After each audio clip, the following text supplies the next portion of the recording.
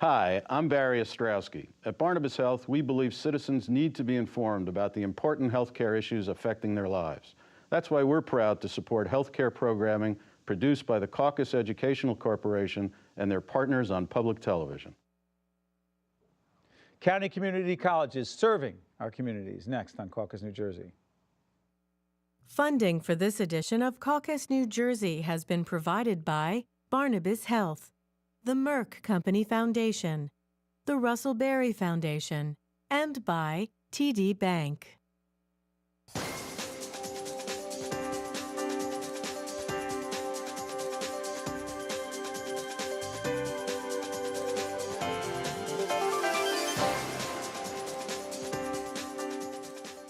Welcome to Caucus, New Jersey. I'm Steve Adubato. Joining me to discuss the expanded role of community colleges or county colleges. We're going to go back and forth on exactly what to call them. In the studio are Dr. Larry Nespoli, president of the New Jersey Council of County Colleges, Dr. Casey Crabill, who is president of Raritan Valley Community College, Dr. Glen Gay-Bert, president of Union County Community College, and finally, Dr. Ed.D, who's been with us many times, president of County College of Morris. I want to thank you all for joining us. Let's get this out of the way. And even in the introduction, I was teasing the show. I was like, the community college is a county college. What is it? Is it a community college, Ed? Is it a county college, or does it even matter what we call it? Well, I think nationally you'd refer to us as community colleges, but in the state of New Jersey, because we're county funded and for the most part, hence the confusion. So some of us are county colleges, some of us are county community colleges. It depends on our history, and reflects the independence that we have in terms of determining what our names are and so forth. Sure. In the case of Raritan Valley, which will let Casey speak to, it's a multi-county community college. Let's be clear. Let's go all the way around. By the way, Ed has been with us many times before, so we have a history of County College of Morris. We have a sense of it. But your institution serves? Somerset and Hunterdon County as of 1986. We were originally founded as Somerset County College, but in 1986 became what's now known as a shared service. Got it. Doctor? Hudson County Community College, serving Hudson County. That's it. You say this is our catchment area. That's right, the 12 municipalities of Hudson County. And Dr. I don't want to assume, even though if someone saw a previous program, describe your area, target area. Morris County, but we actually serve students from other counties. We have about 20% of our students come from other counties and other states. Okay, and Larry, help us on this. How many colleges are we talking about in your council?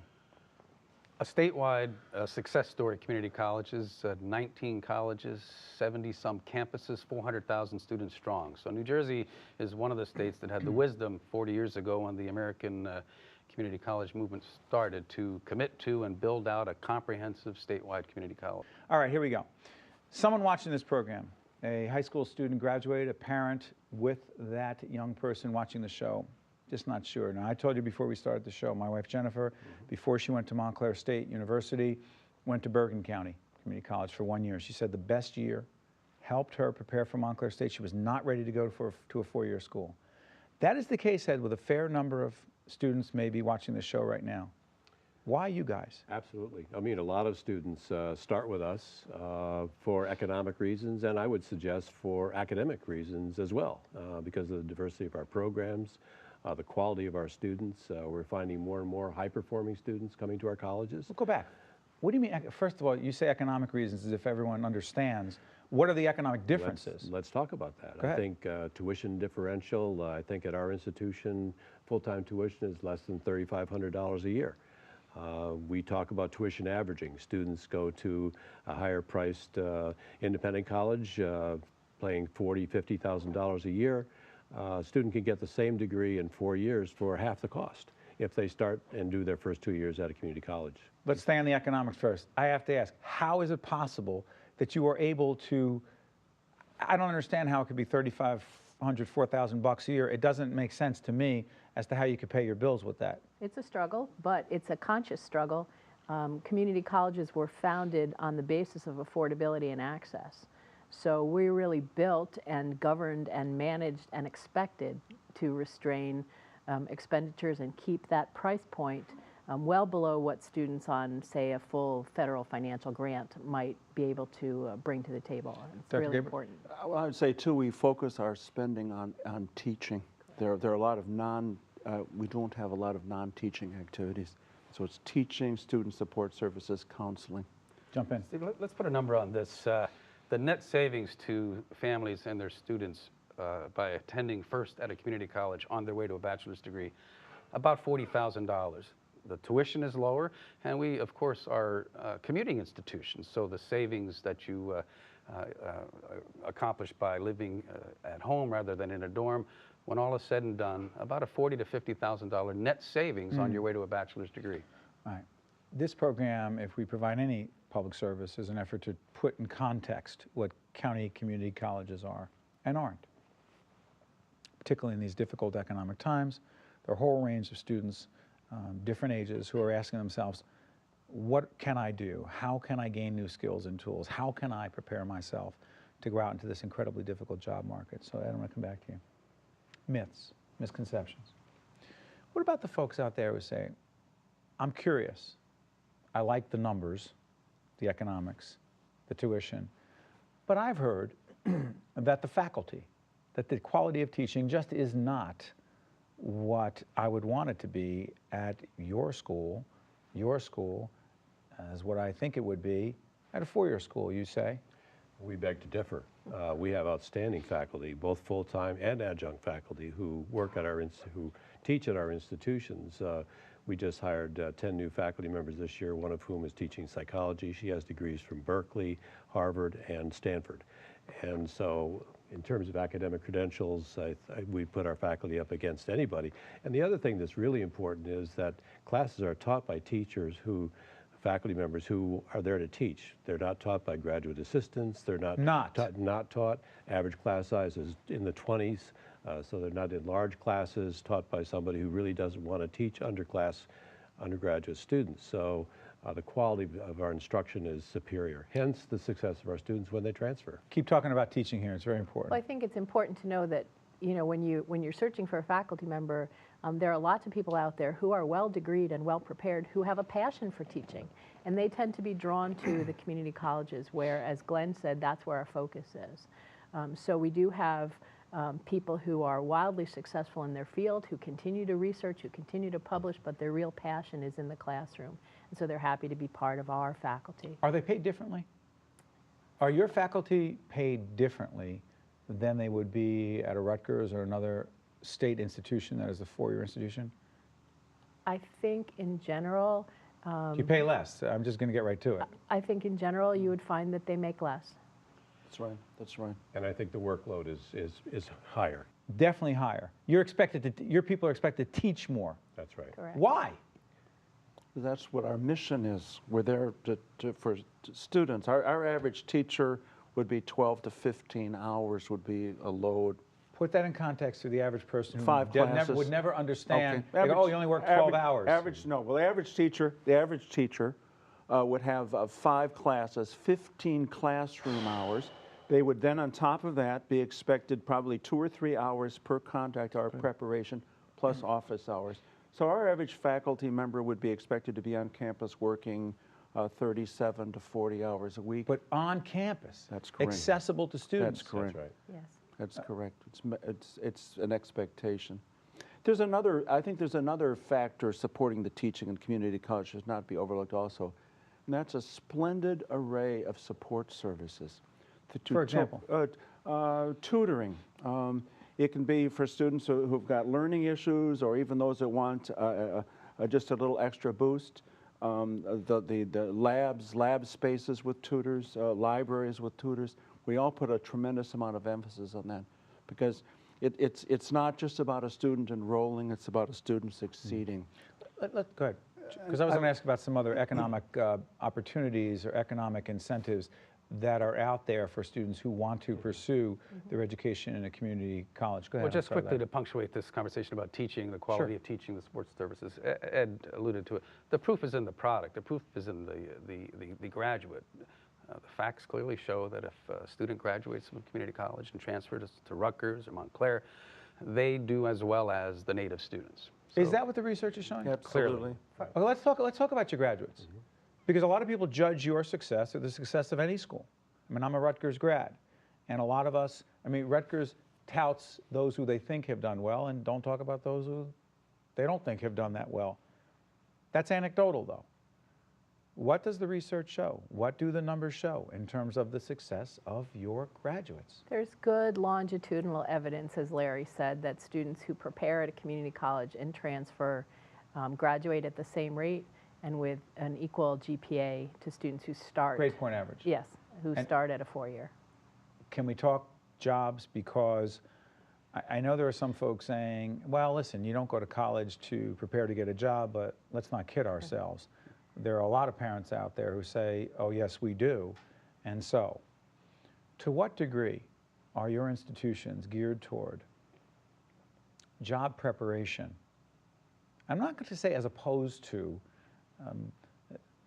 mastering a body of knowledge in a certain field, because I don't think they're mutually exclusive.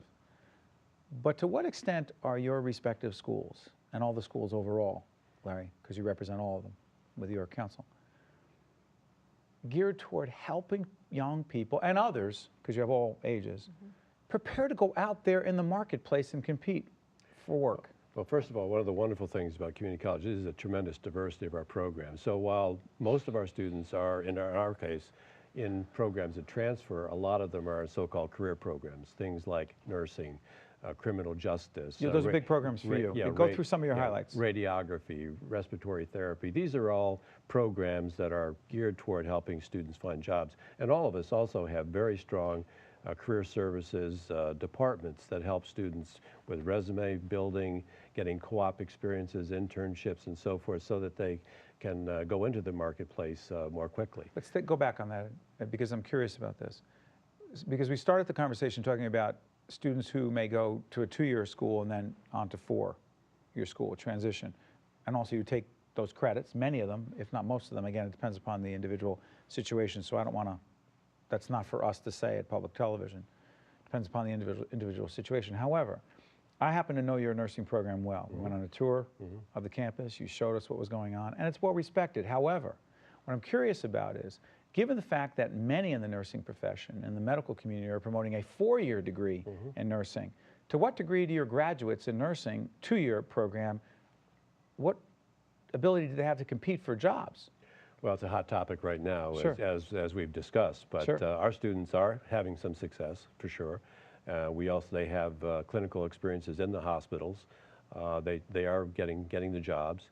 But also, not all nursing jobs are in hospitals. They're in extended care facilities, urgent centers. There are a lot of other opportunities for nurses beyond traditional high school or traditional hospitals in the day shift, which is what everybody's dream. So our students are getting jobs. It's not a problem. And also, it's not mutually exclusive that they could get a job and also continue their education. Absolutely Let's right. be clear. I want to come back to you, Doctor, because your program, I happen to know, years back, we were partners with Comcast.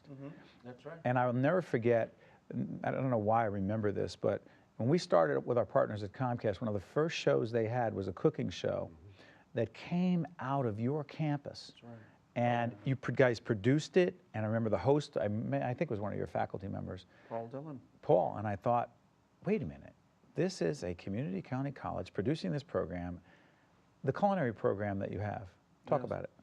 It's world class. We have a world class facility. It's we have 7 teaching kitchens. I have over 500 students right now in culinary arts hospitality divisions. We have students all over the region. We have students all over the world, really. I've had students at Euro Disney and the Royal Dorchester Hotel in London, as well as throughout New Jersey. 2-year program. 2-year program, but you can also get your bachelor's and master's on campus through Fairleigh Dickinson. Real quick, the other programs you're most proud of in terms of job preparation. Well, we like Morris. We've got great allied health programs. We've got a strong nursing program. We've got good programs in technology, data processing. Sure. By the way, I also want to make clear that County College of Morris also has a very nice culinary initiative as well. I'm going to give you an opportunity to talk about programs that you are very confident are helping your students prepare to compete in this incredibly challenging and difficult marketplace for jobs. We were really successful last year with the Department of Labor to get a grant to help The State Department of Labor. The Federal Department of Labor, actually. The Federal Department of Labor. Correct. It's a grant that's helping us build workforce programs for not just now, but for the future in our region. What's it called? It's the TACT grant, And it was designed to help community colleges reshape their work-based programs to make sure that they were reflecting both current and future needs. So we're working with the State Department of Labor's data to identify those areas in Somerset and Hunterdon County that are most in need of skilled workers. And we've just launched the first program out of that grant in automotive tech. It was built, and we're confident students will be prepared because the program was built by people who employ auto technicians. They were brought in, their expertise was used to design the curriculum, both in terms of the technical skills, but also what are those sort of soft skills and behaviors that workers need to be successful in this industry.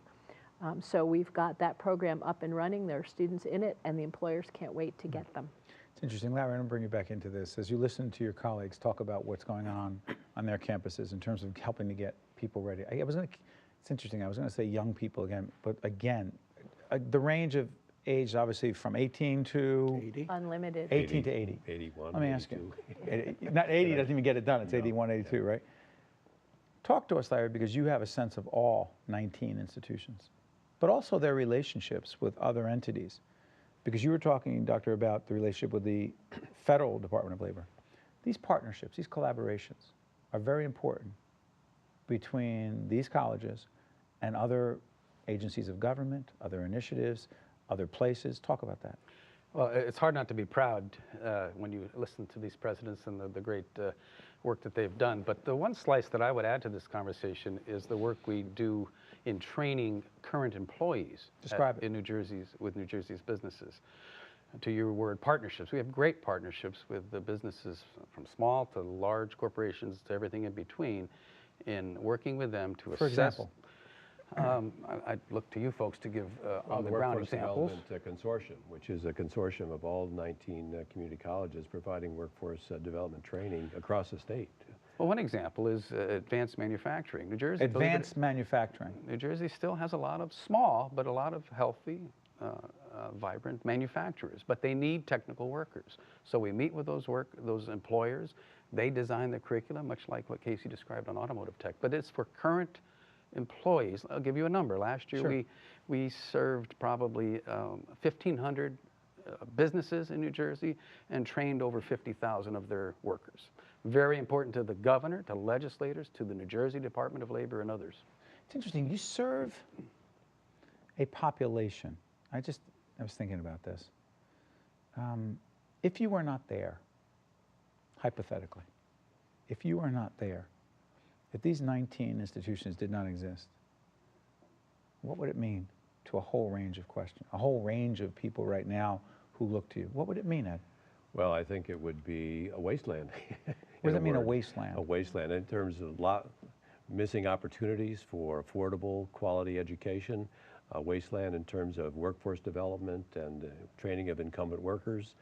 I think it would be very barren a landscape, indeed. You would have young people without a opportunity for a college education. You would have adults without opportunities for continuing education, and you would have workers and employees looking for ways to upgrade their skills and not finding them available. And you'd have a much less competitive business environment. Well, what do you mean by that? I mean, New Jersey has to compete not only with every other state, but with other countries in terms of its market. And employers depend on us to help them get smarter about that and to help their workforce be more skilled. At Hudson, that's probably 20% of our students enter through the ESL portal. Our students in a typical semester might speak 50 languages. 50? 50. So that, you take somebody can come to Hudson and they can hone up their English skills and then qualify to go in and graduate as a nurse. I had a student a few years ago who came from Poland. She spoke no English. But she was a certified public school teacher in Poland. She's now teaching in the public schools of Hudson County because she learned English at Hudson County Community College with a bachelor's degree in her hands when she came to us. It's just so interesting. You could talk about statistics. You can talk about, we graduated this many people, and you could talk about the aggregate numbers, and ultimately, you're talking about people's lives. That's right. You're literally talking one by one. That's right. How do you calculate, Dr. Wright, the impact that program had on that person? Powerful. And each one of you knows, and your faculty. But take it beyond the one person. That's what's important. every one of those persons has a family. So you're not only touching them, That's you're right. touching their children and their grandchildren. It's a staggering number. I've been at Hudson County 20 years, and since I've been at Hudson County, over 100,000 people have come through credit programs, and the numbers are similar in every 20 years, and you're 25. 25 I'm plus, sure yeah. there have been more and more and more. And how many? 6 in New Jersey. 6 in New Jersey. Where were you before that? I was in Northern California before that. And we got you? Yeah, I'm an East Coast girl. I'm happy to come home. I thought you just loved the weather here. It's actually warmer here than when she grew up. That's right. She did say northern, not Southern California. In a few minutes we have left, I'm curious about something. Larry, as your colleagues talk about what they do, and listen, we're not here to do a love letter to the community county colleges because there are a lot of challenges, and people will decide for themselves where you want to send your child, or where you, if you're watching as a young person or at any age, where you want to go. But I'm curious about something. If you all believe that you're playing such an important role at this critical time, with the economy being what it is and tuition being so hard to come up with, jobs being so scarce, training being so important, job training, Larry, why is it then that government support for these institutions continues to drop? Not because people don't get it, policy leaders, not because they don't believe in the community colleges or all of higher education. It's just tough economic times. But New Jersey has gotten a lot of things right in promoting community colleges, especially. What do you mean? Well, the NJ STARS program. You talk about the NJ STARS real program. quickly, students graduate in the top 15% of their high school class. They can get a free tuition scholarship if they go to their local community college, must go to a local community college. So New Jersey is, by that action, is action stronger than words. They're saying, check out your local community college. We have a transfer bill known as the Lampett Law. You go to Raritan or Morris, your credits will transfer. So there's a real movement. And most recently, we're all going to get to participate in an important election in a couple of weeks. On the New Jersey ballot is a higher ed bond question. $750 million bond issue. And, real quick, we're doing this program right before the election, so it will be decided.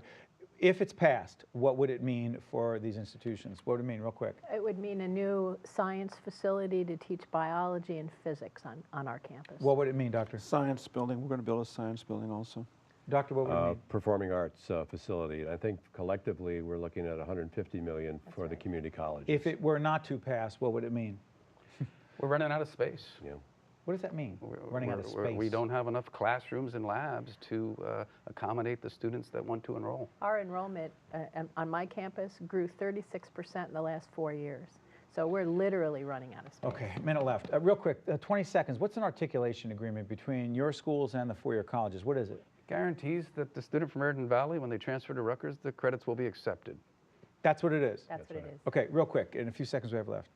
What do you think is the most common misconception that we need to overturn for the public? Not that we need to overturn, but that the public needs to understand correctly. I don't think the public understands fully the true quality of instruction that happens at our institutions. Got to turn that around, Doctor. We are institutions. We should be institutions of first choice. Students should think about us first. It makes a lot of sense for so many people. Doctor. I think students don't necessarily understand that they will have more opportunities when they come through us than they have when they think about where to go to college. And you're optimistic about that? I absolutely am. In spite of all the challenges. A few seconds. One final word. Real quick. I always tell our students we have everything but the dorms. Athletics, clubs, organizations, newspapers, everything. Thank you all. We have a lot of work to do after this on educating the public. Thank you all very much. Thank you. The preceding program has been a production of the Caucus Educational Corporation, celebrating 25 years of broadcast excellence, and 13 for WNET, NJTV, and WHYY. Funding for this edition of Caucus, New Jersey has been provided by Barnabas Health, the Merck Company Foundation, the Russell Berry Foundation, and by TD Bank.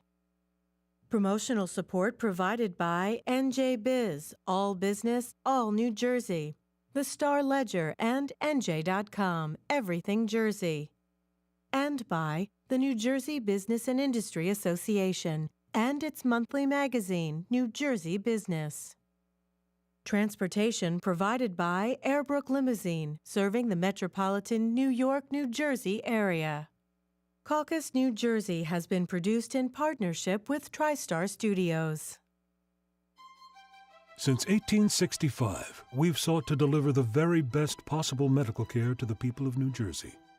Today, you'll find that mission made real in every facet of the state's largest healthcare system, with world-renowned doctors using the most advanced technology and techniques, pioneering a new path to better care. We are Barnabas Health, a new name for the next great century of medicine. Barnabas Health, every day extraordinary. This is One-on-One. Join me as we get up close and personal with some of today's most compelling personalities. This is one you can't afford to miss. Weeknights at 7 and 11:30 p.m. on NJTV and 12:30 a.m. on 13.